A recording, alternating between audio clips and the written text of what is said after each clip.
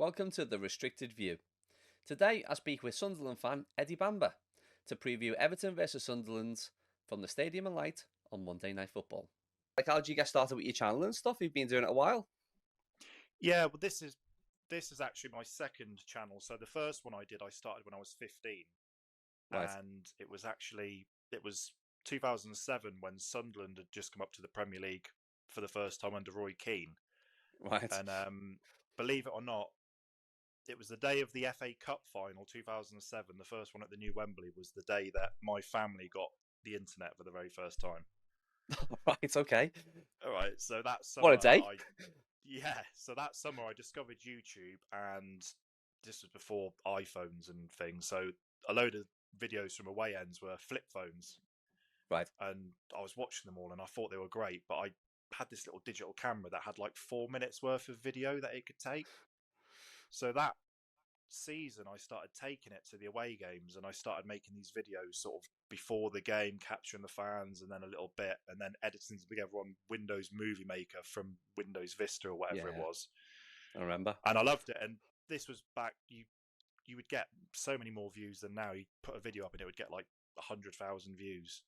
But then what happened is this was before like the Premier League and the football clubs sort of cottoned onto the fact that like YouTubers and influencers can actually give them traffic and stuff. So they just kept copyright striking every video. So that channel got destroyed really. And then I got old and discovered beer. So I sort of scrapped that YouTube channel for about 10 years. And then 2019, I just started uploading a couple of little bits again. And then COVID got a bit bored. So started doing it again. Started doing the away day videos, which was initially just the aim of the channel, just to keep doing those, and kind of like a record for me really to look back on in years time. Oh, remember when we went to Crewe away in League One? And then I started doing my geeky kit videos about old Sunderland kits from 20 years ago, and that kind of caught on, and that's like the main focus of the channel now. And in the summer the club actually invited me to the launch of one of the kits, so that was amazing, and that was made it all worth it. How was that experience? Oh, it was amazing. I do my reviews that I do. I got to do that before they were released, and then I got to interview David Moyes, who's the chief commercial officer, who's completely transformed the club like off the pitch, which in some ways is actually more impressive than the transformation on the pitch. That's what's getting all the mainstream news at the moment. But what the club's done off the pitch in terms of the retail and stuff is just been amazing. From a club that a couple of years ago, when Lee Johnson arrived, he actually said that all of the clocks at the Academy of Light, which is the training ground, didn't have batteries in them because they basically had no pride in the place to actually replace them. And now it's amazing what he's done. So yeah, big shout out to David Moyes. Yeah, fair play. And it's great to hear success stories like that when somebody comes in and can transform part of the club, because obviously Sunderland in recent years before this season, obviously have gone through some troubled times, or from the outside looking in anyway, it looked almost like, I'll be honest, almost like a sinking ship at times. Obviously there was the relegation to the Championship, and then it went down to League One. Is that right, at some stage? Yeah, we had 10 years in the Premier League from 2007 to 2017. And all bar maybe 3 of those seasons, we were, circling the drain, really. So no, Everton have been flirting with relegation for a couple of years now. Yeah. We had that for a lot longer, and it just eventually, and I'm sure we'll discuss Mr. Moyes at some point later in this video. It was during his season when, it was our time, really. And we had rested on our laurels for so long that once that relegation happened, there was no proactive plan. There was nothing, and we just went all the way down to League One. And then it took us 4 years to get out of that as well. Well, let's touch on David Moyes now. We're on the subject. I didn't really know the feeling towards David Moyes from a Sunderland fan base until this week, when I started just dropping in on a few things. It's obviously not positive what I'm hearing, but from a Sunderland perspective, does a lot of the blame for that relegation season fall on David Moyes? But didn't he come into the season when Sunderland were already in a difficult position? Well, I think I'm in a minority. I I'm not that. I've kind of forgiven David Moyes. I'm not that fussed about him anymore. Quite a lot of people hate him, and I think he'll be on par with Alex Neil for the worst reception that a manager's had at the Stadium of Light on Monday night, I think.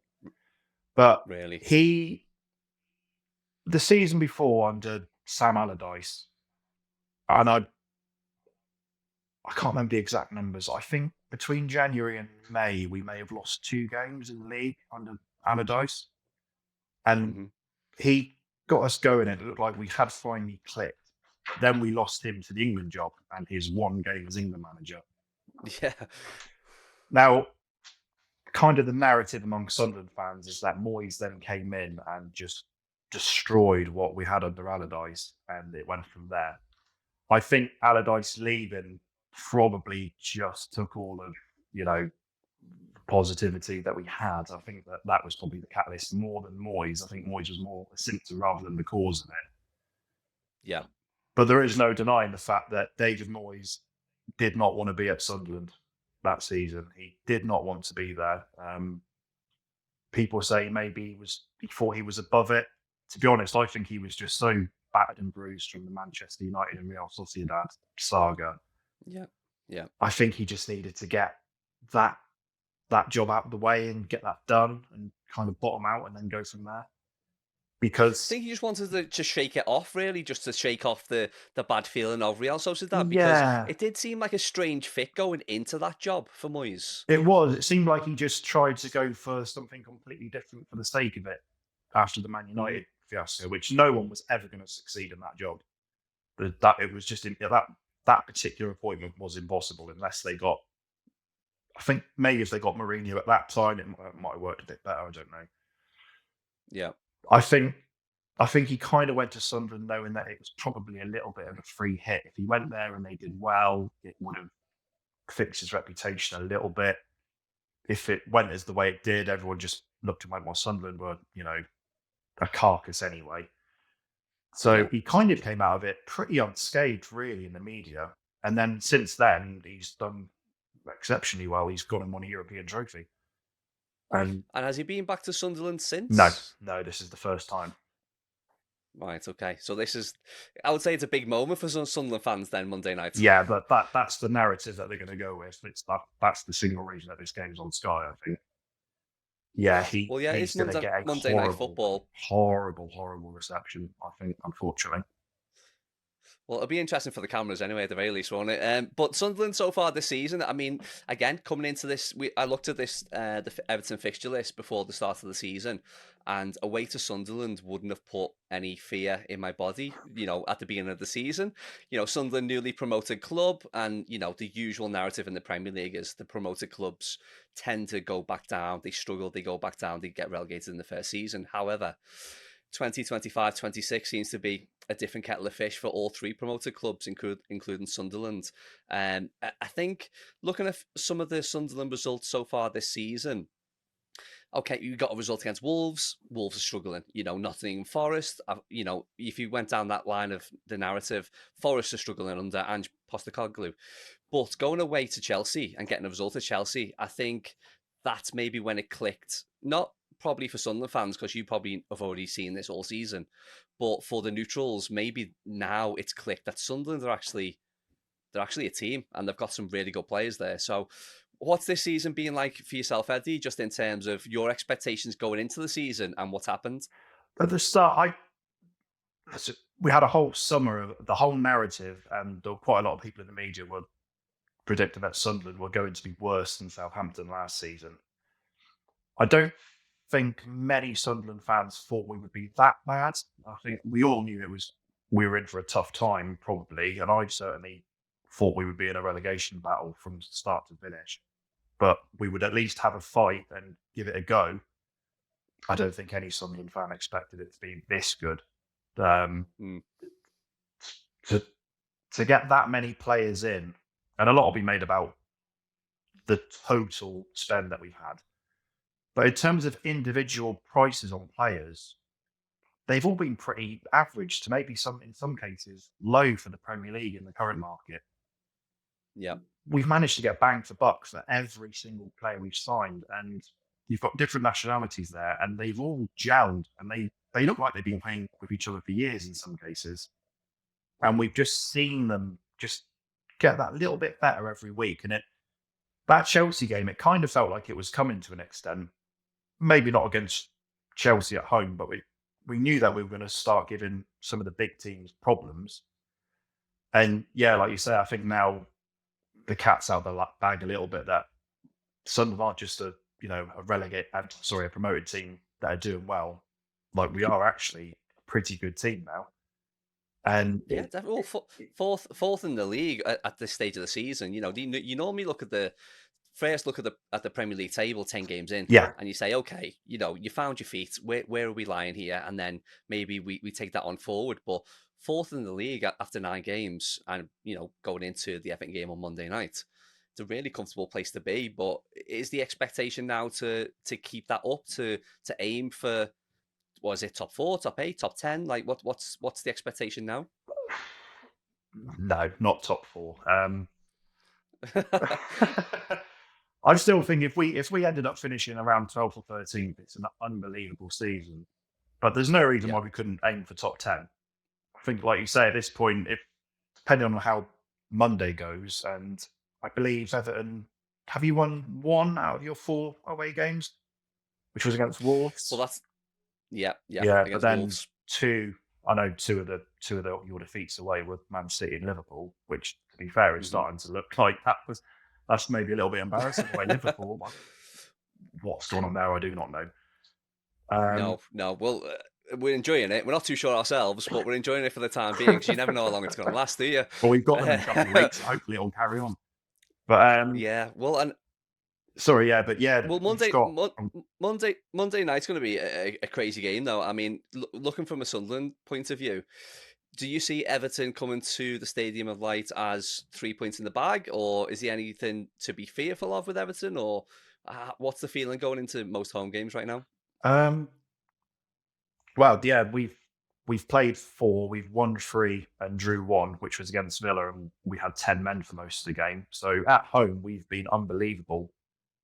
At some point, we're going to lose a game at home. I just feel like it's going to be that point. As soon as you feel like it's an easy 3 points, that's when you're going to start slip up. Yeah.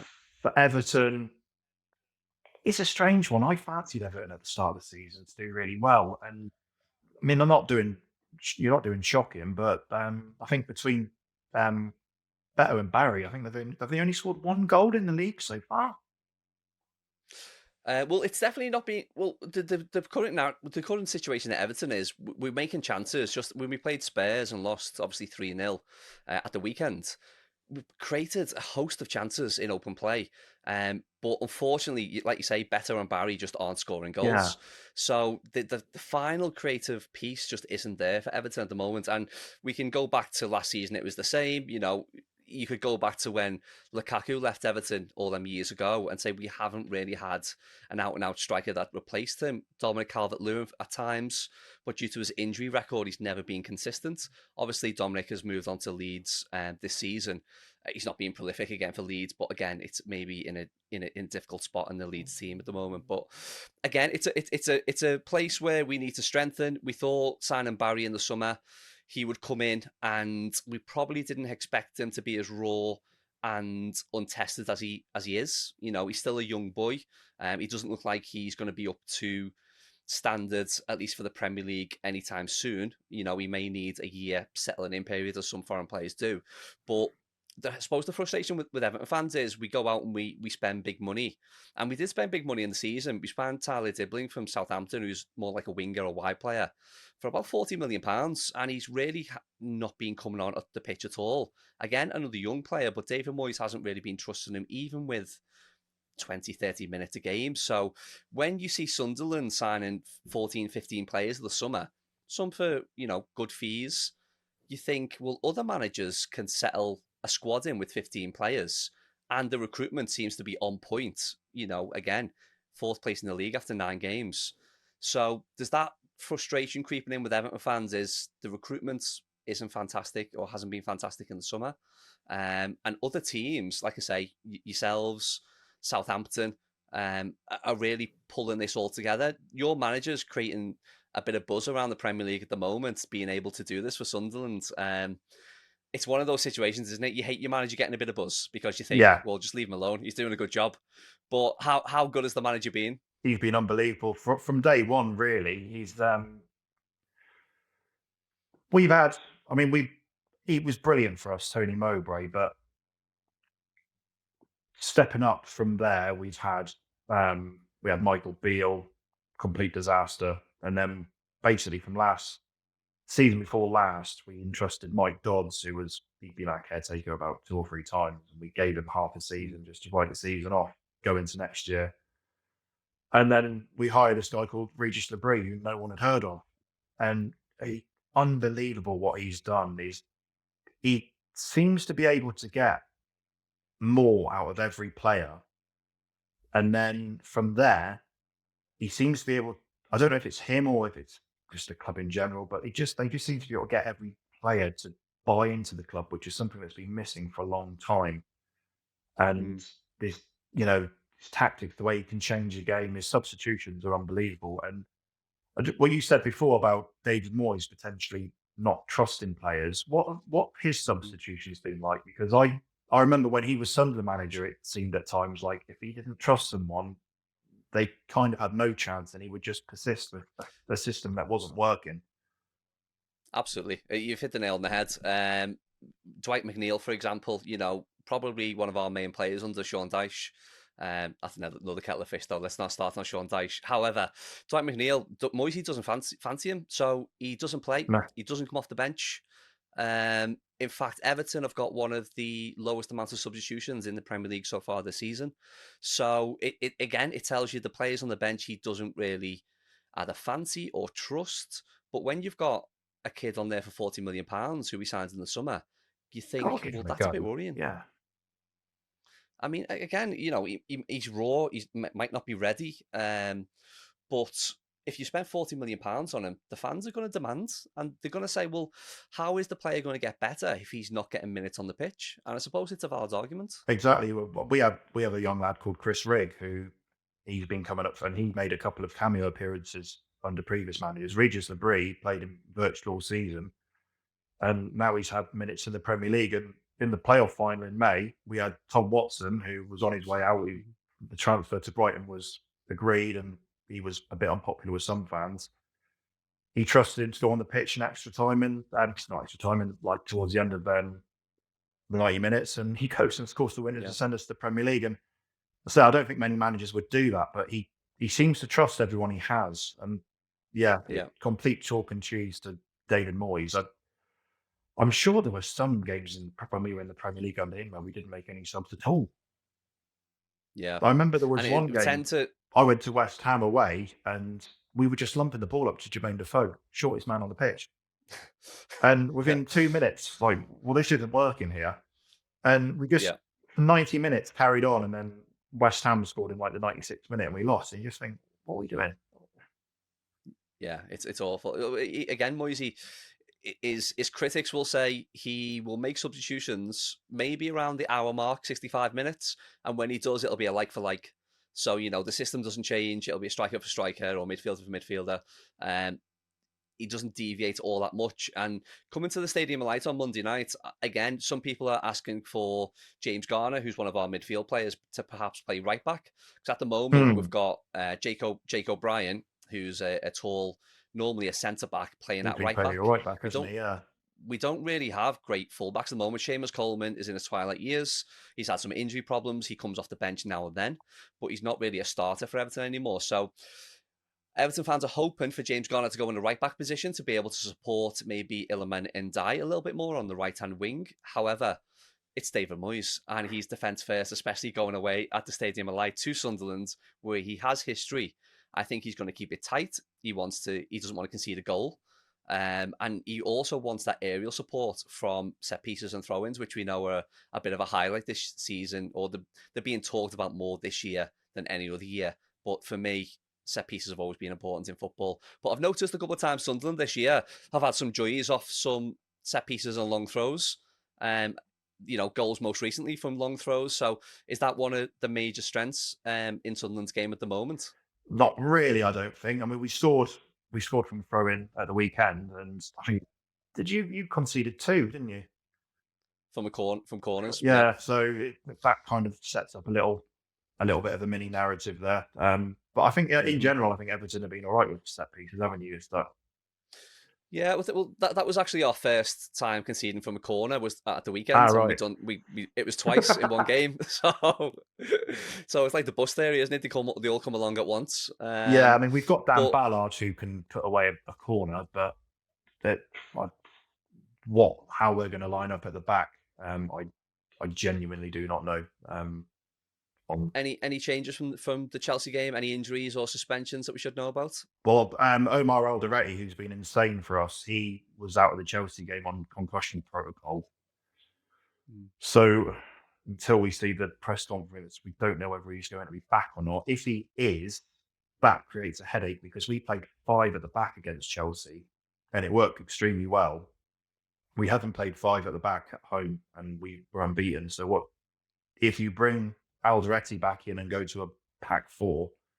That's potentially 2 defenders who were absolutely incredible against Chelsea who are going to have to make way.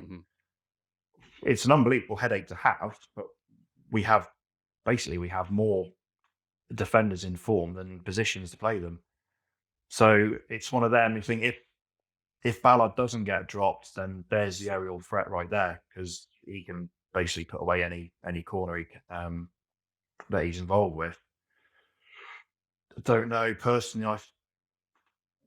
I know I've gone on a bit of a tangent. You asked me about set pieces. I'm talking about our defence, but I personally, I would rest Alderete and leave him for Arsenal, and then maybe go back to the back 5 there. In which case, I'd probably go back 4, especially if you're going to be playing defensive under Moyes, and then Dan Ballard is the aerial threat. I feel like counter-attack football is going to be Everton's go-to on Monday night. Yeah. Again, it's David Moyes away from home. He'll keep it tight at the back. And then he'll probably rely on Iliman Ndiaye to use his pace and his skill on the ball. Jack Grealish. And it's a toss-up who he plays up front between Beto and Barry. Are they the only 2 options you've got up front? Pretty much, yeah. Yeah, no one else has really played up front. The Everton fans is maybe calling for Ndiaye, give Ndiaye a role up front, maybe as a false 9, keep the wingers nice and high with them. But again, away from home, I can't see David Moyes changing his tactics all that much. Especially, it's a big game for both teams. Sunderland's obviously flying high, want to continue the unbeaten run in the Premier League at home going, and Everton really needs. It's more of a threat. The promoted team's doing really well early on the season for Everton because normally you've got that luxury of, well, there's people behind us and we know they're going to be worse than us.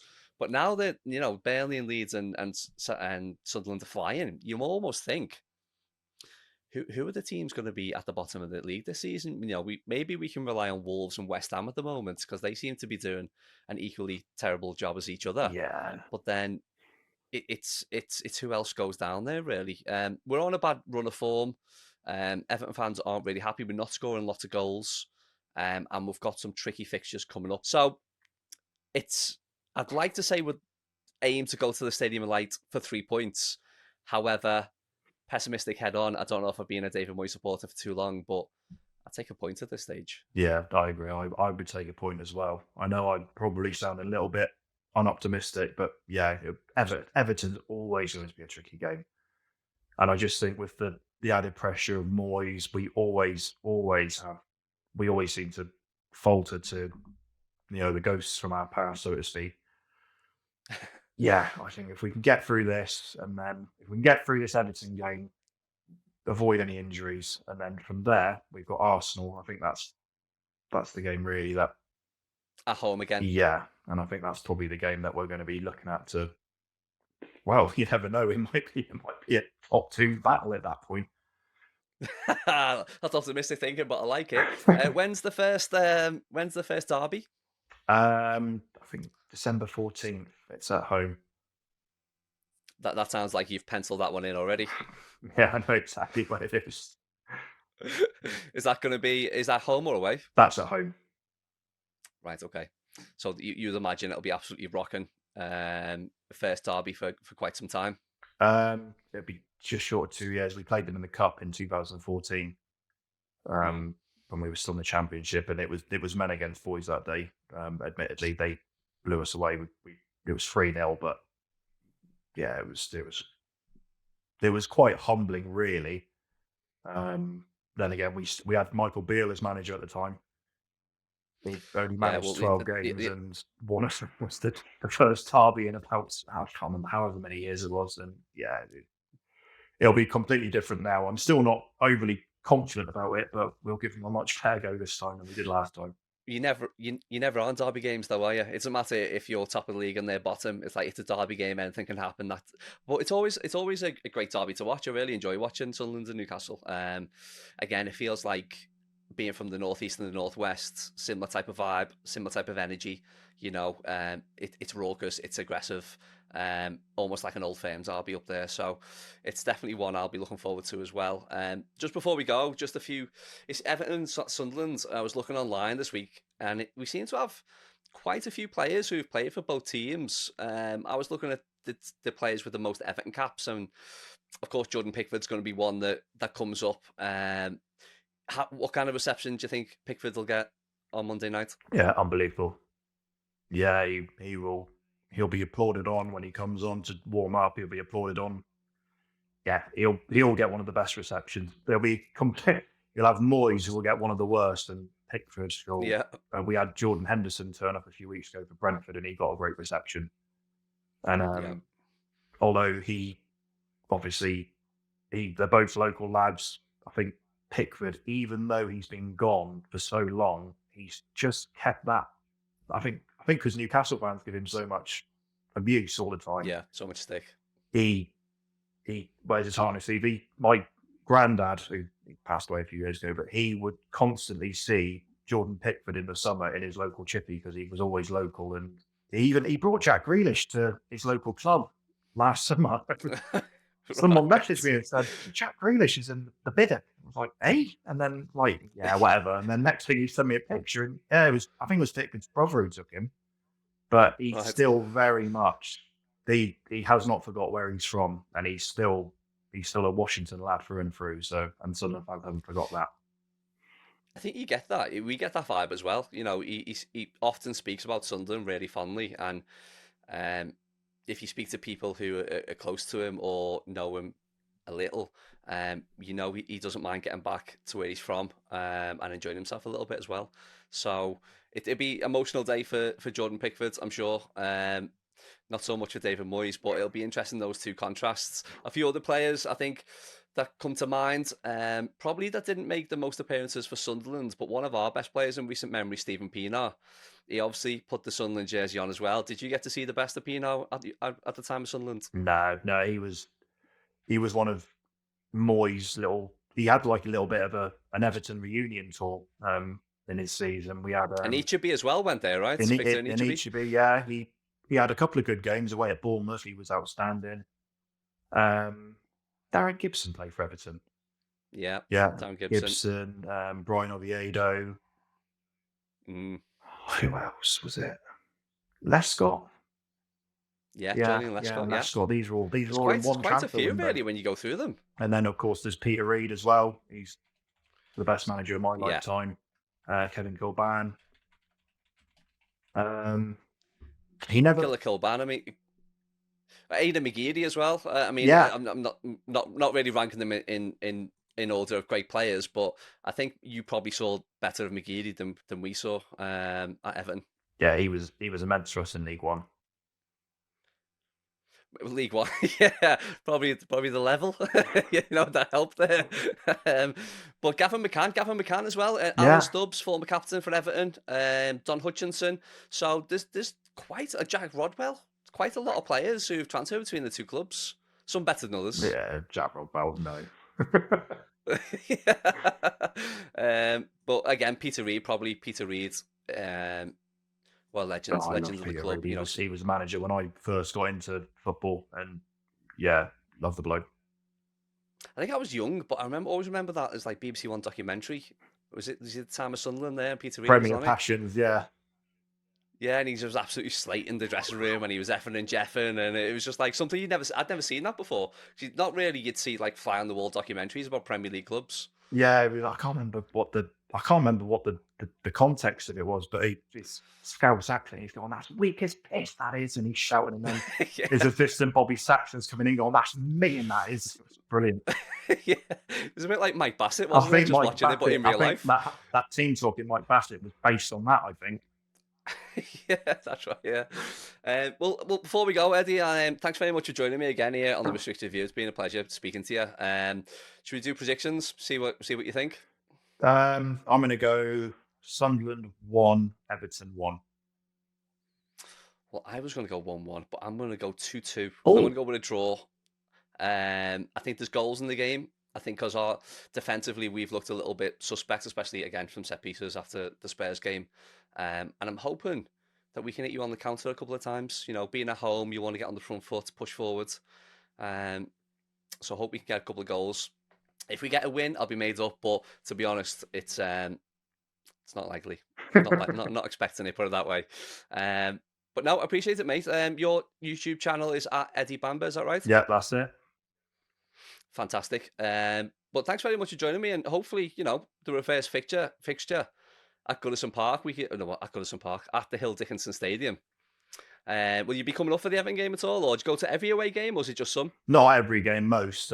Yeah, I'm hoping to. I think it's the penultimate game of the season, isn't it? It's our last away game. So Right, okay. I'm not sure. I've not checked that date of that fixture. Yeah, I think so. So yeah, hopefully it'd be nice to go. I've been outside the ground and it's immense. So yeah, to get in it and finally see it would be really exciting.